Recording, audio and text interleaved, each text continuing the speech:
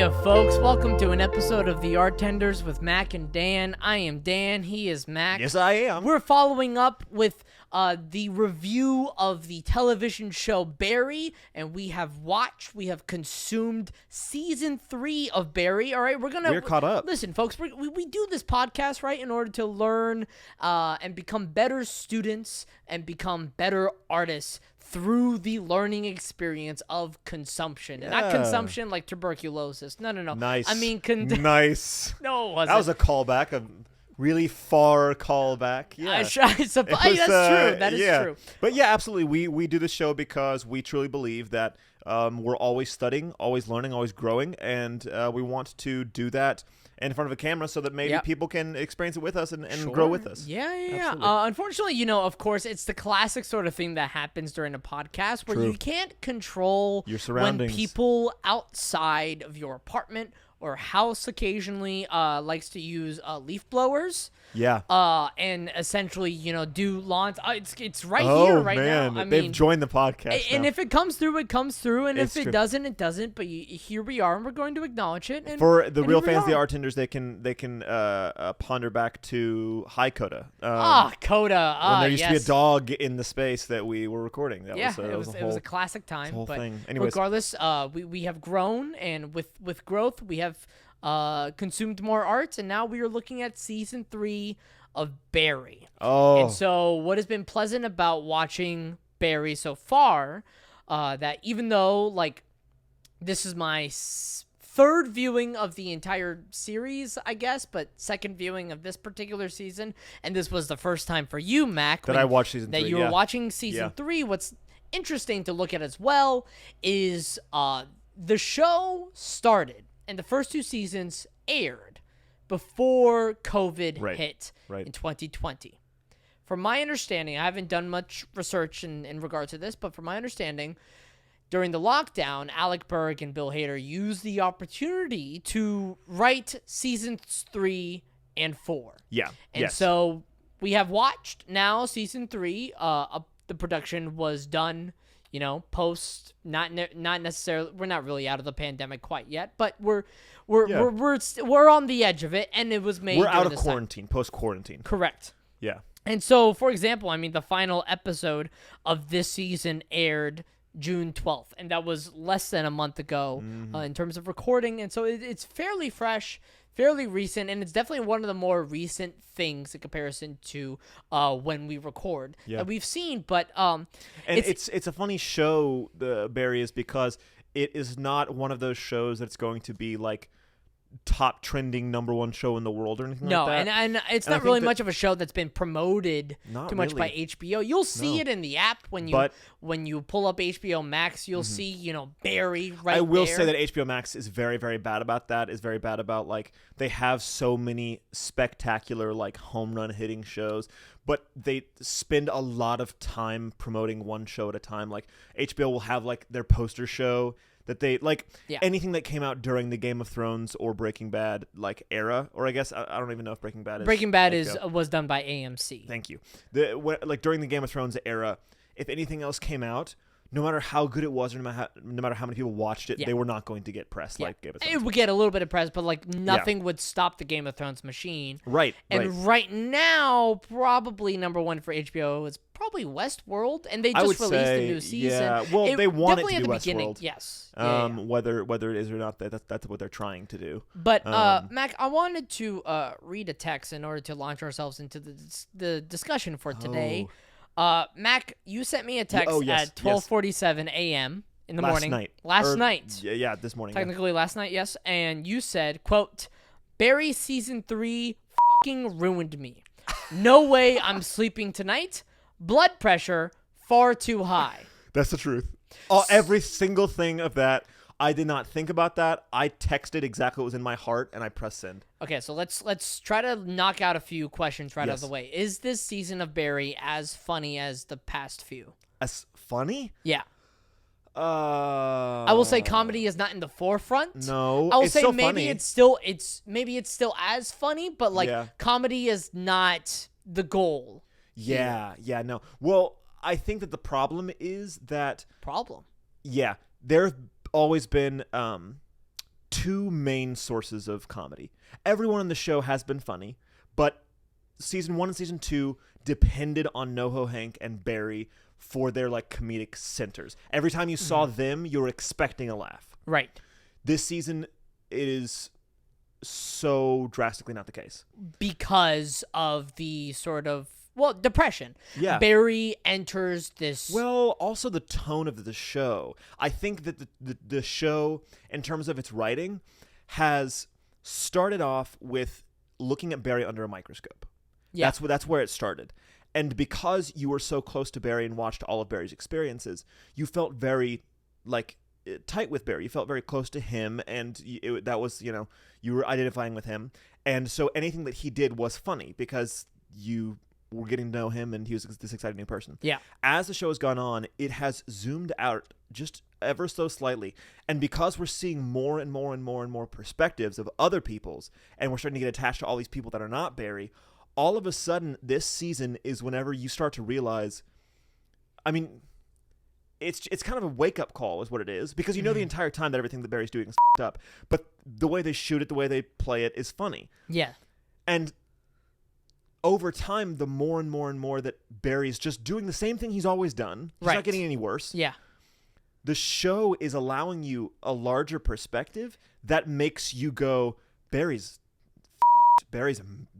messed up. Yeah. And I'm not sure how much I'm on Barry's side anymore. I'm not sure how much I'm rooting for him And anymore. I will also say that perhaps kind of tonally that the show is a reflection of Barry's psyche, right? Yes. That, like I guess at the very beginning of season 1, right, where everything is super mellowed out and really dry. And what's funny is that like everything is really dry, but like Barry is depressed at the beginning of the first season, but then everything starts to open up as time goes on, right? Tonally as well. And then you have season 2 where like he isn't depressed, and so like he's just kind of trying to figure out his life at that present moment, right? And then you have season 3 where Barry is lost. Yeah. He is absolutely lost. Well, doesn't know where to go, doesn't know what to do, and is like in the worst shape of his life. Yeah, and the most one of the most impressive parts of season 3 for me was, and I noticed this like right off the bat, very first episode, and I'm really glad they kept it as a through line throughout the entire series, or the entire season, is that it's all about apology and forgiveness. Oh yeah, like that's all of season 3. And it's not like it's hitting you over the head or anything. It uses very clever ways of really asking the question, how does one seek forgiveness? And what does a real apology look like? Because apologies are not words. Yeah. True apologies are not words. And they say that a couple times in the show, or like whenever Gene Cousineau is at dinner with like the past people that he f***ed over in the industry. Yeah. And he's telling all of them sorry. And one of them, I can't remember her name, but a woman that's a woman that's at the table with them is just like, no, you're not. You're not sorry. I think you're just saying this because so that you'll make yourself feel better. And then but you're forgetting the fact that you like ruined my life. The character is Annie. Yes, you're so right. It's Annie. Even though Joe Mantegna, played by Joe Mantegna, is like water under the bridge. You've managed to do really great things. Like, it's just like, how do we forgive others? Absolutely. And it's the show isn't trying to say everybody deserves forgiveness per se.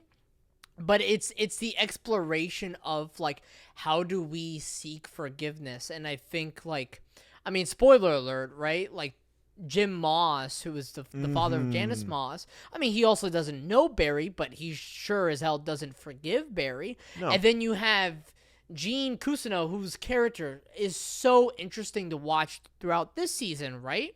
Where you have him not being able to forgive Barry, and then the best possible things happen to him in his life, right? Yeah. Partially because of Barry. Yeah. That you have Barry give Gene the opportunity to be in a show. Yeah. And that, like, Gene does something, he punches Barry in the face, but all the directors loved it. Yeah. And so keep bringing Gene back. And because, like, Barry told his story to some other director. Like then it became an article on Variety. Then Joe Mantegna wants to reconnect, and that Barry, in order to seek further forgiveness, does a job and gives Gene a giant bag of money. It's like all these things left and right of Barry trying to seek forgiveness. Yeah, from I Gene. mean, it's the whole Christmas Carol thing where these characters in these shows really truly believe that the only way to right their wrongs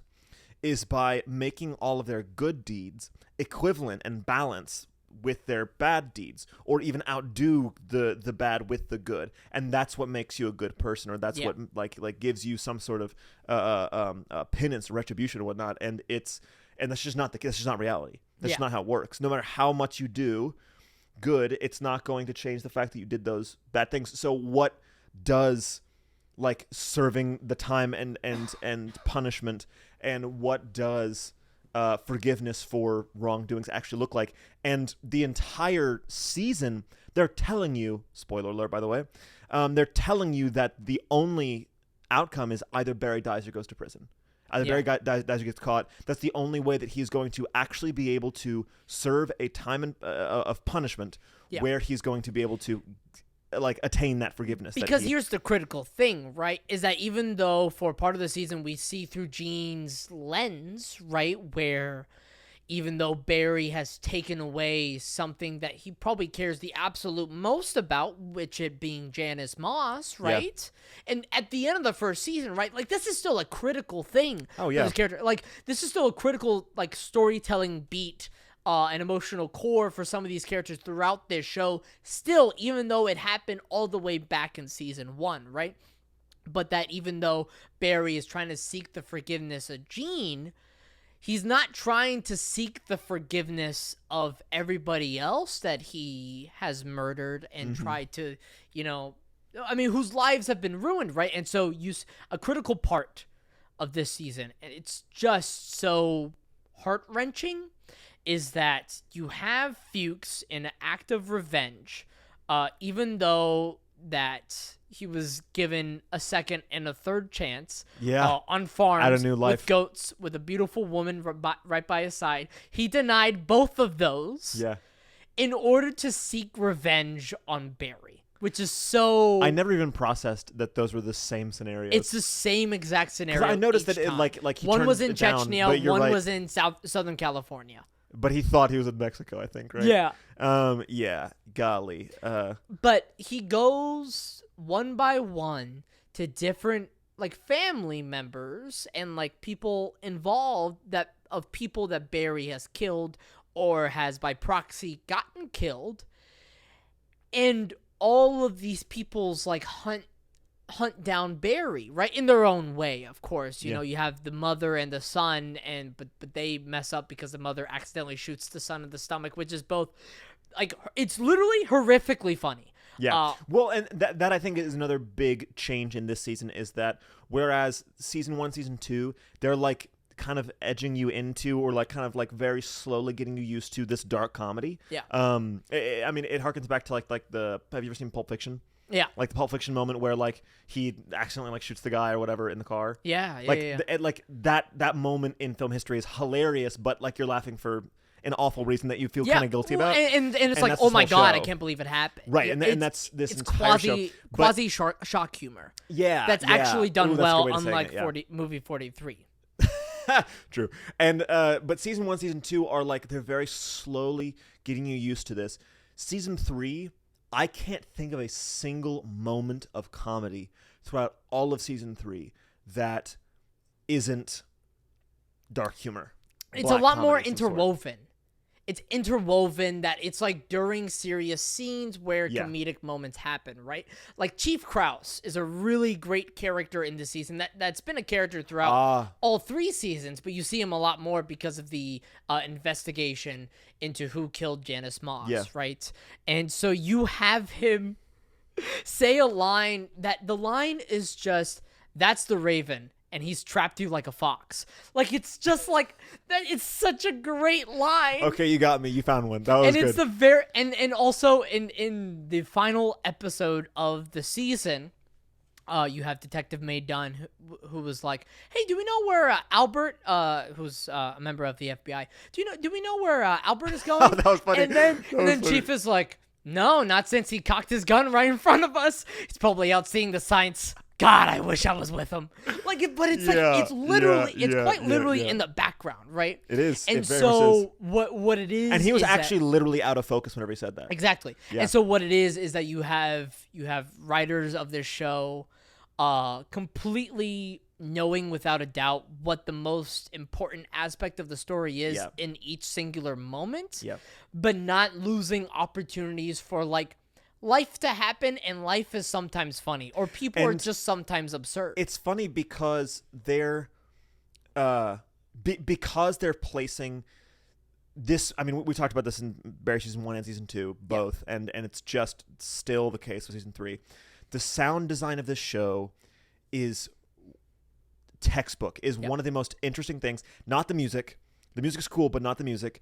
I'm talking about the way they play with silence, and the things that they allow me to hear and the things that they allow me not to hear are so stressful. Whenever I talked about my blood pressure being high, the show's very good at, like, it's very short, and it's awesome with cliffhangers. And so it's one of those shows, one of the few shows I can think of that it is physically difficult for me to not watch the next episode. Yeah. It's hard not to keep going. And a lot of it comes back to I'm so stressed because of the amount of silence and sound design. But along with that, because you're so stressed watching the show, and because they only give you jokes in moments of absolute stress or tension or stakes, you either just ignore it as if it wasn't even a joke. Mm-hmm. Like, there are times whenever, like, there are jokes that, like, you know, NoHo Hank or Barry makes that I don't laugh at or don't think is funny, but I don't care that it's not funny, and I didn't even register the fact that the joke didn't land because I'm so focused on the story. Yeah. And then whenever I do laugh, it's almost like a nervous laughter. There have been several times whenever I laugh, but I'm like cringing as I'm laughing because it's as if I like was laughing as a gun was held to my head. Does that make any sense? Yeah, and you're it's right. Nervous, stressful laughter. But you're also right about the high stakes situations where like something funny is still happening, right? So you have the meeting with Sally and her agent Lindsay with just somebody who works at Banshee, right? And it's somebody that Lindsay has known for the longest time, and when they see each other, they're like, ah! Yeah. You know, and then they communicate by like making a bunch of weird Weird noises. So with each funny, other. so funny. So it is a really funny scene, but it's And that was also Vanessa Bayer. I do not know who that is. From SNL, yeah. Okay, but She's genius. Genius comedian. and she was great in that very, scene. very underutilized. But what happens as well is like, yeah, this is a scene that also simultaneously has like really high stakes. So even though you're laughing and you're having a good time, there's still that blood pressure component as well. And it's something that like this show sort of magnifies into a lot more in this season, where like the stakes are just getting higher for particularly those three principal characters, right? For Barry, for Sally, for Jean, right? Yeah. Those are the three most important characters of the show, as well as like Hank is. I put NoHo Hank and in Hank, you know, up there. There are several as well. times whenever you follow a NoHo Hank storyline or experience that has nothing to do with anyone else, which tells me that he's a main character. Right, and that's fair. Yeah. Well, also that, and this is one of my favorite things that you see all the time in television, where, and I don't understand why like writers have such a hard time with this, that oftentimes whenever you write a character that's a side character that's just supposed to be funny, the audience falls in love with them because they're so funny and endearing. Yeah. And now all of a sudden they are the highest potential for dramatic capital because everyone falls in love with them. So like NoHo Hank is just funny side character this entire time, and he keeps being funny side character in season 3. But whenever you see Hank actually lose someone, or whenever you see him lose Cristobal in that moment, whenever the wife comes in, all of a sudden that's like some of the best dramatic work in the entire show, because you care so much and because it's such a stark difference from the normal. It's like whenever, you know, It's like whenever someone that's like fun and funny, and this happens all the time. Like have you ever had a teacher that was like the fun, funny, like cool teacher? Oh yeah, absolutely. And the reason that they do that is not because they're actually like fun, funny, cool, and like that's what they want to be. It's a lot of work and it sucks. But it's because there's every once in a while, it's true. Every once in a while, you'll have those days where you really need to be serious. And the class will take you so much more seriously because they see the difference in your demeanor and they like the energy is sucked out of the room. They're like, something's changed. I don't know what it is, but something's changed. And I'm not used to it. And you see that it's like a choice. Right. Know? That like they don't want to be that because that's not their natural resting state. Yeah. They've been forced to be here. And like the great example with like Hank is like something that did happen in season 2 where Hank gives this like extremely serious monologue Beautiful. to Barry. Beautiful. And you're exactly right. What lends itself whenever beauty. Barry tells him to f off and he's like, don't f with me. Exactly. And it's that monologue and like you're so right. Good. What helps it succeed is the juxtaposition of Hank as a character and how that character is used throughout the entirety of the show. And that's further introduced here when Hank is in a situation or a scenario that's extremely high stakes for him, that's so high stakes as literally life or death.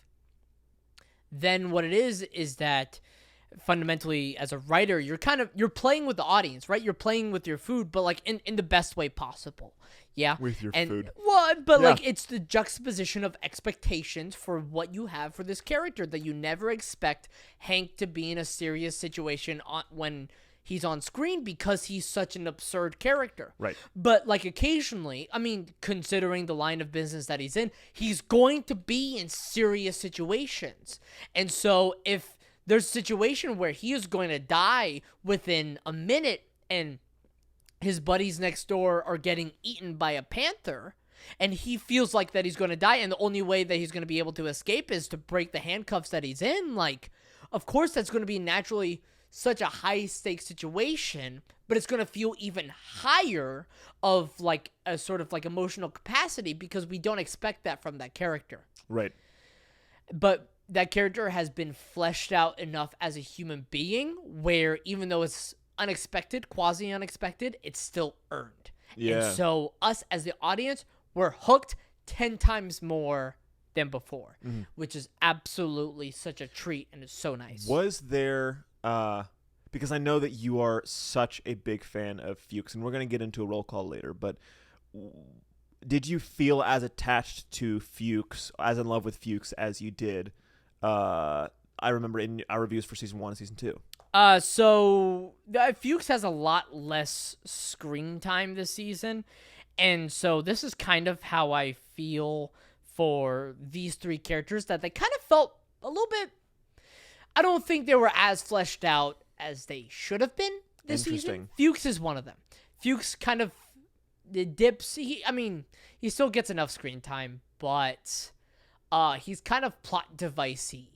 Right? I agree. In order to set the motion for like the consequences of Barry's action really flood in, right? And like, I mean, of course, Fuchs is the king of being a consequence of Barry's actions. Yeah.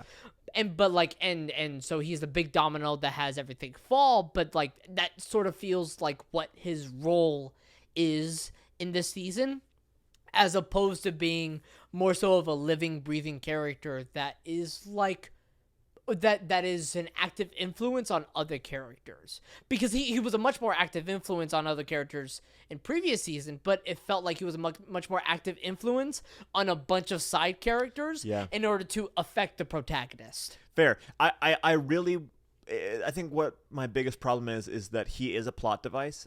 Absolutely agreed.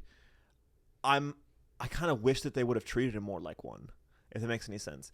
We spent so much time going back to him and remembering that he was still around and getting scenes with him in Chechnya and in Southern California. And every time that we went back to him, I was like, I don't need to see this. Yeah. Like, I'm really not attached enough to Fuchs to really care about, like, this moment right now. I wish what they would have done, and this is done sometimes in TV, is we don't, like, he goes out to Chechnya. The entire season, we don't talk about Fuchs at all. We never talk about Fuchs. We never like hear anything from Fuchs. Nothing about Fuchs. And then he shows up at the very end. And like he comes in at the last possible moment and you're like, what? Like you're still around? Like you're still a thing? and then the next episode right after, like, that's a cliffhanger, is like, wait, he's still around, he's still with Barry.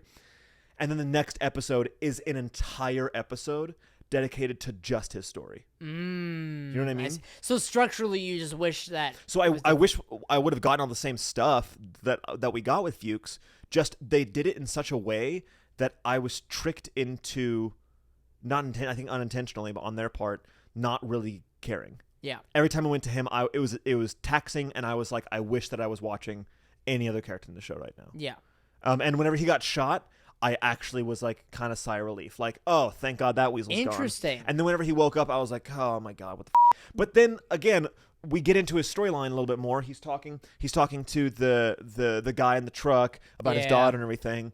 And that scene's great. And I'm like, oh, this is why Fuchs on the show. I now remember why he's so good. It's just like jerking so hard out of the LA storylines got me really frustrated. But credit to the showrunners where it's due, where like Fuchs was shot and like, oh shit, is he actually dead? And like, I believed it. Yeah. Like, I thought like, oh, they're just gonna kill Fuchs like that, like not with a bang, but with a whisper. You know, right, essentially. Right. Well, and it's the most one of the most like fitting ways for him to die. A huge tip of the hat to the showrunners as well for finding the most subtle ways to make digs at the entertainment industry. Like, I think in season 1, season 2, and I talked about this a little bit, it bothered me because they made a lot of digs at the entertainment world, and it felt very forced. It felt very like these are jokes that everyone's going to understand, and like trying really hard to pander. And this season, they did a really, really spectacular job of allowing the entertainment industry to make fun of itself. That makes any sense? Like, just not like, I mean, I think really the only like scene where they really play up or like try and like actively like embarrass the entertainment industry is like that showrunner scene where she's talking to the guy and he's just like, well, because she's horny or whatever, right? In that writer's room. Right, like the lead writer of a show. That's a lot. He's just a dope. Right, that's a lot. And like kind of the scene where they're talking in sounds in the like, and then also the the scene where they're talking to the executive and they're just like, they're just focused on the algorithm. Right. But like, I think that there were a lot of really successful moments where it was subtle and it was also fucked up.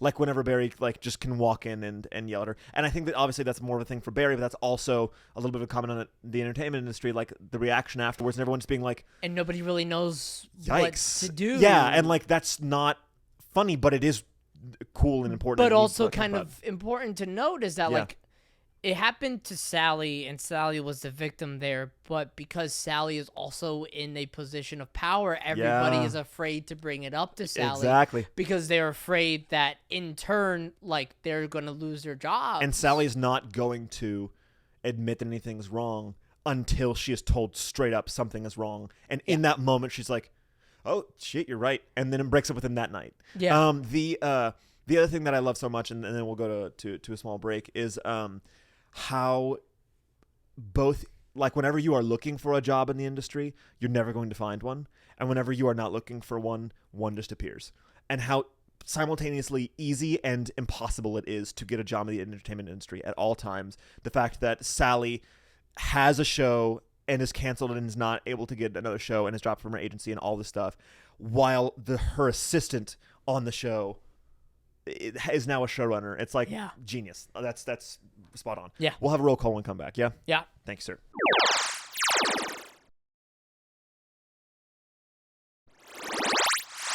Mac, I completely forgot to mention. Hey, the season is really good, by the way. We haven't said that yet. We haven't said, yes. Oh, I'll actually start us off with a sizzle serve. Okay, yeah. Okay. I think, I'm not sure if the word is calculable or calculatable. Like, the most, the highest ability to calculate season of television I have ever seen. Let me explain what that means. Yeah. What I mean by that. I mean, I've never seen a season of television that I've learned so much from.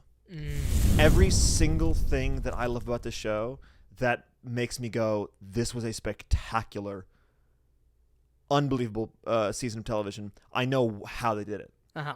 Whereas there's so many times where either it's something that I don't understand, or I think it might be like something that's kind of like just this magic, you know?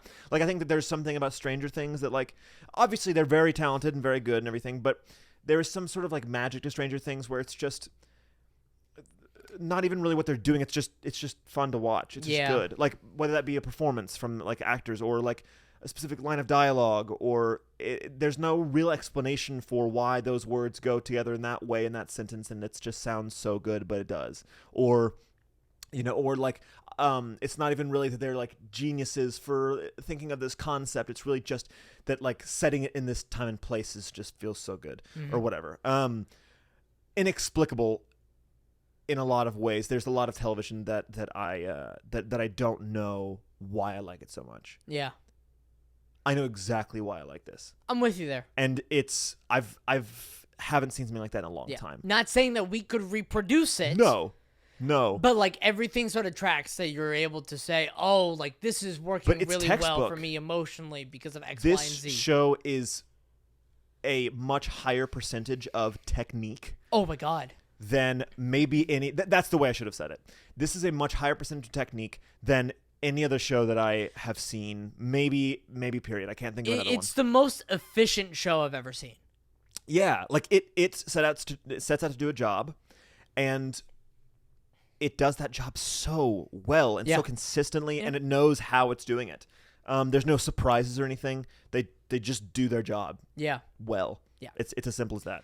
So Danny, I wanted to get into this roll call that you weren't necessarily prepared for because you're pulling up the cast list currently. That's okay. Well, listen. Okay. Bill Hader is fantastic in this show. Still, he's still great, and he's still like the principal character. And I appreciate also this season for focusing a lot on not necessarily funny side characters like previous seasons have, but side characters that Barry has like deeply affected because he took away their respective loved one.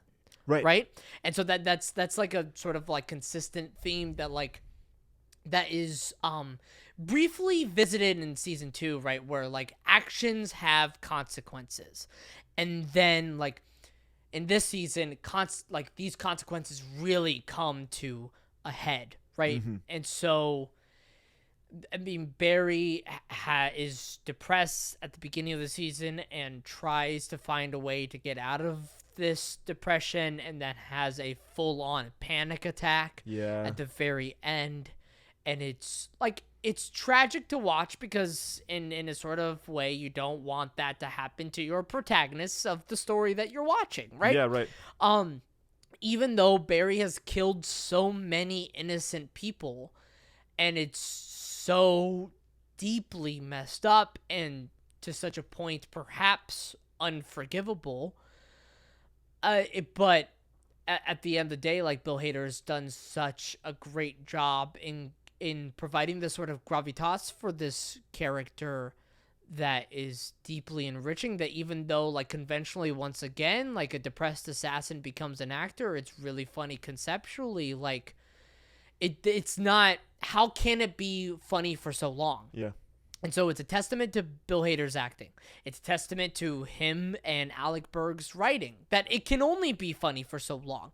Eventually, it can't be funny because the situation that he's in is no longer funny. And then also, like, it's fun to watch the character of Barry become a better actor as time goes on. Like, that's just fun to watch. Yeah. Like, Barry is, at least in this season, a decent actor. He's passable. And you could tell, he's passable enough to be cast in things, right? Yeah. Well, and another thing that I just love in terms of detail about the show is that he starts out so grounded in reality. He's and not like as a performance. I mean, the character of Barry. Yeah. He is very aware of his surroundings, and he knows a lot about the world. And he is maybe more in touch with his... He thinks he does. That's critical. He has a very keen awareness of his mortality, in that he knows whenever he is safe and whenever he is not safe. He knows what it means to die, and like he knows that although maybe he doesn't understand like the consequences or like have a clear like moral understanding of what it means to die, he understands like how big of a deal it is. He has a sense, at least at the end he develops it, I think, a sense of like retribution, or like Sure. Well, yeah. there will be retribution. But I think what's so interesting about the concept is that they have this guy that thinks he is so in touch with reality, and then he encounters the profession with maybe the highest volume of people that are out of touch with reality. Yeah. And he's, and so like the more and more he adopts this actor and entertainment industry mindset of reality is what I want it to be, and I'm going to make my own reality rather than like living in this one. And you see with all the actors in the entire show that every one of them is head in the clouds. I'm doing like whatever I want to do and like on my terms. That is the worst possible mindset for a fucking hitman to be in. You know what I mean? Yeah. And it's interesting to see him like lose his grip a little bit. And I think that's maybe like the reality check or the awareness that Fuchs was giving him in season 1, where he doesn't have to make these decisions of right and wrong or life and death because Fuchs is doing it for him. Right. And we saw that Fuchs was incapable of killing someone in season 2. And so for him to be making the decisions instead of Barry is probably better. And so now that Barry is making his own decisions and he has been given this career and lifestyle where he can make up reality to whatever he wants it to be, that plus I can kill people is a dangerous storm. No, like Barry is such a dangerous individual. Yeah. But you could not have combined two. And at first it's just like, funny concept. But like the more I think about it, I'm like, I think it has to be that. He couldn't have done or been anything else because that is the career and the group of people and the lifestyle that is absolutely worst for serial killer psychopath. And once again, it's a testament to the writing because then like the trap is of course keeping the show like happy-go-lucky and like super duper light, right? Like right. No, this show is this dark. Is a drama. It got really this is a dark. drama. Yeah. It got really. And it's always been a drama. Yeah, but it's been a dark comedy. Is yes. probably the best classification. But like in terms of tone, it's been dark comedy. Yes, and especially in this season, and like I mean, it's you could tell in the lighting as well. Like everything is so much more gray. Yeah, that was stark, and that honestly was kind of annoying me at times. Where I was just like, I really want to stop seeing blue and gray. Yeah. Like, I would really like if we had any warm tones. And then you realize, like, the only real times you're seeing blue and gray is when Barry's on screen. Yeah, right. You know? Right. But it just feels like it's swallowing you. Yeah. It's so sterile feeling, and it's really hard again, the show is a reflection. I mean, the show is called Barry, and of course, like, it's immaculately done where the show itself tonally is a reflection of the protagonist's psyche. Yeah. And to which you may say, of course. But it's done so well at the same time that perhaps, maybe you were tired of seeing all that blue and gray, but I think it's still a well-done choice in terms of story and in terms of direction, which also Bill Hader directed the first 2 episodes and the last 3 episodes. And then Alec Berg directed the other 3. It was announced that he is set to Bill Hader's going to direct every single episode next season. Which I am so excited because, like, I think the best episodes in this series, I don't think this is sizzle surf. The best episodes are directed by Bill Hader. 100%. Ronnie/Lily from last season was directed by Bill Hader. And the last 3 episodes of this season are so freaking good. Yeah. And all directed by Bill Hader because I think also, like, Bill Hader loves horror films as well, and there's a potential possibility, right? I mean, like, we as artists, we are always going to be subconsciously, when we're watching something, to be influenced by it in future things that we make, right? And more so when, you know, it's a sort of creative medium where you're able to tell a story of some capacity, right? Or illustrate a story. Especially stuff you like. If you know you like it, then you're gonna float back to it. And so that therefore, like, there are aspects of these last 3 episodes that like work with silence, as you said, and are equally horrifying as well to witness. Mm-hmm. It's just fantastic. So Bill Hader on all 3 fronts, absolutely amazing. Someone that we disagreed on the past 2 seasons, the past 2 reviews, has been Sally Reed, played by Sarah Goldberg. Disagreed how? Disagreed in that you gave her a lot more praise than I did. I never said that I didn't like her. It's just that I thought that she was fine, and you were like, she's really, really good. And I see now, because you were looking back at those reviews with the lens of season 3. Probably a little bit. I think I was in the middle of watching season 3 Yes. for the past 2 seasons that we reviewed. Yeah. And I'm here to say I understand. I get it now. Yeah. I'm not like full-blown fan, but she's very good. She's very, very good, I think. And all of the qualms of the things that annoyed me about her were character things. It has nothing to do with Sarah Goldberg as an actor. Let's talk about that because, Please. because here's the thing, right? And I think it's interesting about the show. You have Sally and Jean, 2 insanely narcissistic, self-centered people. Yeah. Insanely. Probably the most in this show. Yes. But then you have the protagonist who's a literal murderer. So why are we okay with the protagonist, but not as okay with Sally or Jean? Like, I mean, and I'm not saying like you're not a fan of Jean, but like, I mean, there are plenty of people. It's easy to find these people online where they don't like Jean. Yeah. They don't like Jean, or they don't like Sally, or yep. they don't like either. Yeah. What think- what is that? I think it comes down to, if I have to spend time with a character, it's not as much about their decisions. It's more, how do I feel? It's really as simple as, how do I feel whenever I'm around them? It's like a friend. Like, it's important to have friends that you are, attached to, or that you feel like you can trust, or like people that you are, close to. At the same time, there are a lot of people that don't really think about that and would rather just have a friend that's just fun to be around. And Barry is fun to be around, although a friend that you never want to have. Yeah. Jean Cousineau and Sally are, I'm not sure if they're like the best friends in the world, but they are like morally upright people. They like, I think overall in season 1 and season 2, season 1, season 2, they're selfish and they are very annoying. At the same time, I think that if it came down to it,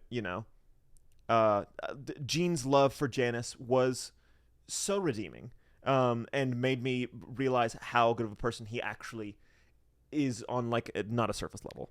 But can be. Exactly. And so I think it comes down to, it's just more fun hanging out with Barry in Barry's head than hanging out in Sally's head or Jean's head. And I think it's easier to rationalize a protagonist's actions as opposed to like any sort of supporting character. Right. And also, audiences have this weird thing with awareness, that if you're playing a character that is even 1% more aware than I hit my microphone. I'm sorry. That's a point. That's a point. I nudged it. I would love to be like, nah, I didn't, Yes. but like, it's not fair. That's what I'm talking about. Sorry. So, we have a penalty point system. We will stop counting at the end of episode 79, but currently I have 4 points and Mac has 1.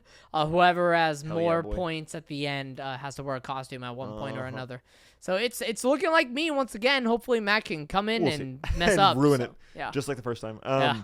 So, but it's this like keen awareness that audience members have. but that if you are playing a character and your character is 1% more aware of the surroundings, or judging the surroundings more than the characters around you, even a little bit, the audience will like you more, because they feel like they're supposed to, because they feel like you're the one that's supposed to be like them. Yeah. So yeah, I mean, I think it's really a matter of Sally and Jean are not aware. Yeah. And they're not intrinsically lovable people like Hank. Right. And so because of those two things, because they're both annoying and unaware, it's just all bets are off. Yeah. Now, if they were that annoying and whenever they left the class, or like whenever Jean leaves, or like, I think that actually might have been why Jean was a little more likable for me than Sally, is because whenever we leave the class, Sally is still unaware. But Jean at least can go back to an office and be like, they're all shit. My life is shit. I wish I was an actor again. This is awful. Well, I mean, what you have is that this consistent exploration of Sally trying to find purpose. Right. In a way, which is so human. Yeah. You know? And trying to find purpose within success. Right? But then you have this sort of like force, which is Barry, right? That's like affecting her life so negatively in ways that she doesn't necessarily understand. Yeah, yeah, absolutely. And also that she it's really interesting to see how her character deals with not knowing. That she tries to act like she knows constantly. We saw two directors in this season. We saw Sally as like basically directing the Joplin. Sorry, I thought you meant like. We No, literally no. only saw two directors this season, That's which true. was Alec Berg and Bill Hader. In the story, we saw Sally direct, and we saw Annie direct. Yeah. Annie admitted, "I have no idea what I'm doing," and then they just kind of kept going. And although Sally did not know what she was doing, she never admitted it. But also, let's just say, like, in this universe, right, her show was received exceptionally well. Yeah. So she must know what she's doing. It's not to say that she's bad by any Yeah. means. I'm saying that she was flying by the seat of her pants while she was directing, but she wasn't willing to admit that to anyone else or herself. Annie was like, and because I think that theirs was received really well too. Uh-huh. Like whenever the masterclass Or at least thing. the producer loved it. Yeah. But Annie was like, I don't know what I'm doing, but still made it. You know what I mean? And so I think it's interesting to see so many times throughout the entire series, Sally it's proven that she does not know what she's doing and that she's very young and she knows a lot less than she thinks. And she's very naive, but she's never willing to admit it. Yeah. And she's never willing to like come down off of this high horse, you know? And that's a beautiful thing in in season 3, a very annoying and unlikable quality in season 1 and 2. Sure. In season 3, it's interesting because she finally has to admit it.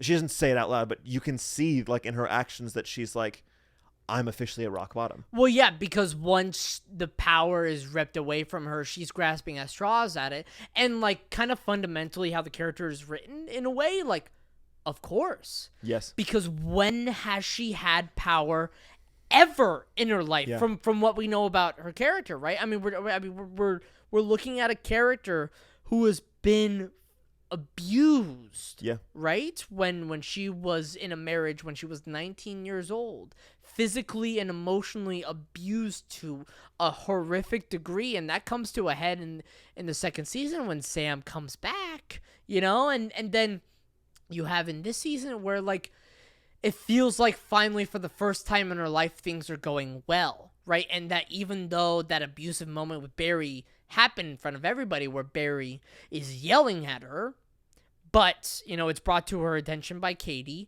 who was her co-star, and then Sally, like you said, that same night breaks up with Barry, and it like is a big moment for Sally, and like she doesn't necessarily celebrate that win, but it's a really big win for Sally to like have somebody immediately help her recognize the abuse that she's in, and immediately Sally does something about it. Right. I don't know, it's a really beautiful and heart-wrenching character, and then once again like it's this sort of it's a circle of abuse that keeps happening because once again at the beginning of this season when you have Natalie, who was also from the acting class, be her assistant, and like Sally treats her awfully, absolutely terribly, telling her to like cube my carrots and like be absolutely demeaning, and like Sally admits it that like the only reason Natalie is there is so Sally can empower herself as a woman in order to bring herself up in the world and not,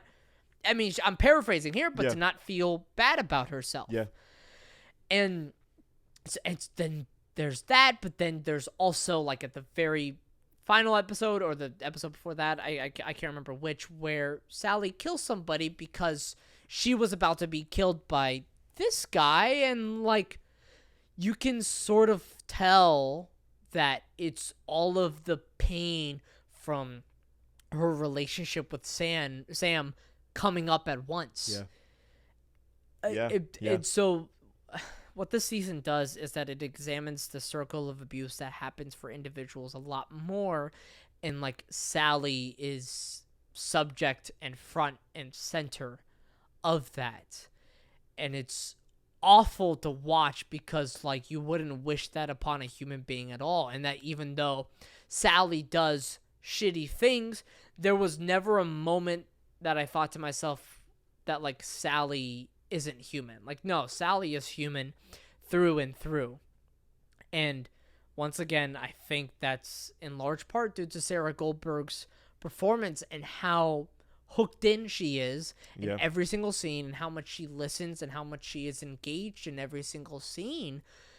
And the amount of breathing that goes on, and like Mac, you can see it in her eyes, right? Like it's the Tony Leung thing, right? Where like so much of the acting is in the eyes, and it's happening with Sarah Goldberg as well, and it's just beautiful. It's beautiful, beautiful, beautiful, and I'm afraid to see what's going to happen to this character later on. Yes. And there's another part of me, I can't wait. I have to say that I think one of the reasons that I'm in this mood right now of like praising Sarah Goldberg, praising Sally Reed, is because I am the most excited to see where her character goes next season. Yeah. And it's sad, so sad, so sad that I am really rooting for Barry to recover and for her and Barry to be together. Woof. I know. That's because that's a sizzle serve right there. I'm putting a sound effect. I don't care.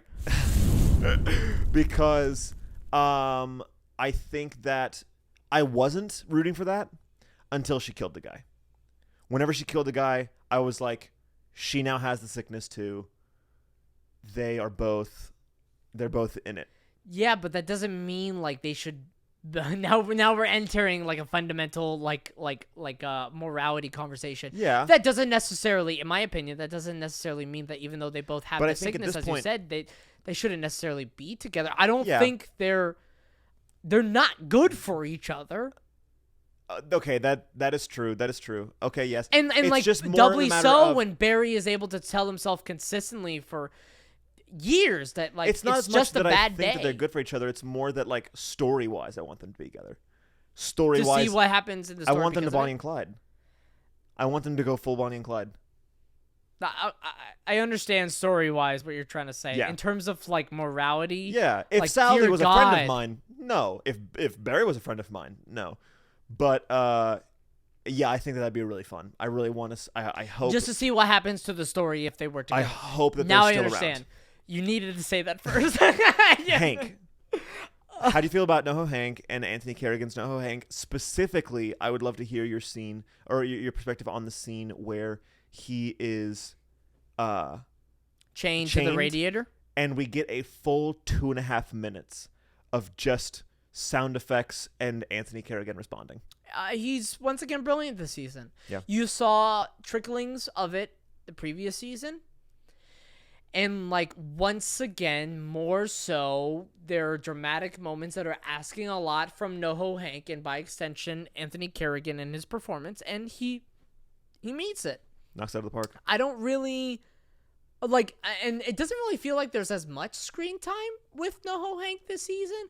I'm not entirely sure why. I think it's maybe because like Michael Irby's Cristobal gets a lot more screen time. I think, true. and so because that plot line therefore is getting a lot more screen time, and therefore Hank can't really get it as much. With that being said, I think Anthony Carrigan is still doing a fantastic job, and God, he's just a really great dramatic actor for such an absurd character, and it works really well. I don't know what else to say. How do you feel about Cristobal? How do you feel about Michael Irby's Cristobal? So I actually thought maybe this is sizzle surf, maybe it's not. I really need to, say when it's a sizzle surf that it's a sizzle surf. I will let you be the judge. I'll have to say I'll but judge. I found the worst part of this season to be the Cristobal storyline.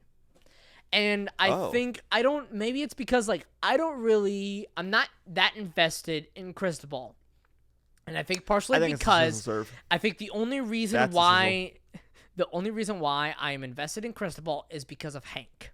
Not because of Cristobal himself. That makes sense, yeah. But what they try to do this season is to get us invested in Cristobal. And I don't think it succeeds, and I think it's actually mostly because of the guy who plays Fernando. Fair. Who is Cristobal's father-in-law. It's Miguel Sandoval. Is the actor who plays Fernando? Yeah. Yes. And so I think that character just feels out of... Not necessarily... Sorry. The character does not feel out of place. I don't think Miguel Sandoval does that great of a job in the performance. Oh. I don't necessarily think maybe the writing or the directing isn't necessarily helping him. I'm not entirely sure. But like tonally, that character felt out of place in every single scene that he's in. Oh, and it's a 2-minute warning. 2-minute warning. Crap. We're in the 2-minute warning already. Yeah. That was fast. That was really, really fast. Very. Holy cow. But the point being is that, like, tonally, his character was in completely different scenes than like Michael Irby was acting in. Like Cristobal was in. And I think that was like supposed to be the point, but I don't think it landed well. Funny enough, my big problem in this, because I agree, the scenes with Michael Irby and Miguel Sandoval were the weakest for me. I agree with that in terms of acting. I think that the problem was Michael Irby, though.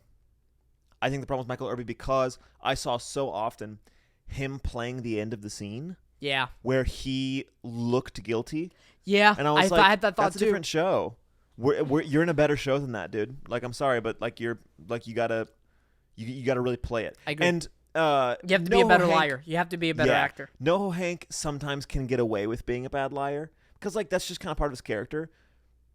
Cristobal hasn't been set up as that. Cristobal has been set up as an actual legitimately good boss. Yeah. And respected.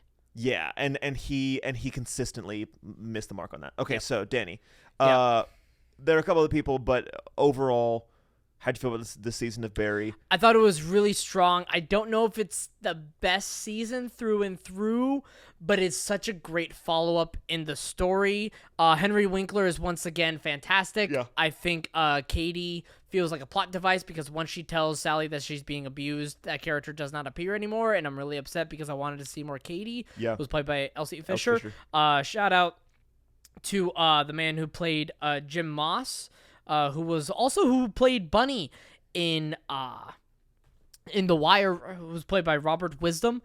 He does a fantastic job, and that last scene is so freaking sad because he still has to go back into the house even though justice was handed, right? Like Jim Moss still has to go into the house that is empty because Barry killed his daughter. Right.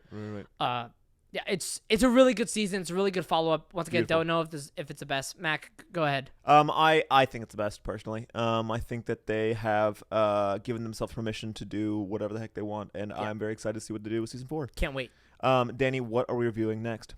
We are going to be looking at a wonderful sort of YouTube documentary that is made by Defunctland, and it's titled Disney's Fast Pass, A Complicated History. Lovely. Can't wait.